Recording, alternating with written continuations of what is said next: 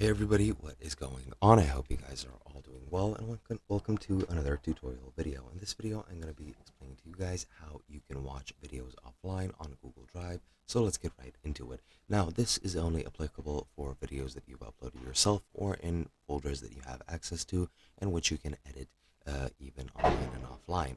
And to enable offline editing, it is really simple, and let me explain to you how it's done really quickly. As you can see, I have a video in my folder right now, and to enable offline work and offline anything in Google Drive, what you need to do is go to the top right onto this gear icon, go into settings, and then scroll down until you see offline.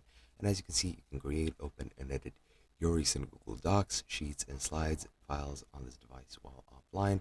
As you can see, it's not recommended on public or shared computers, but you can just click and check this off.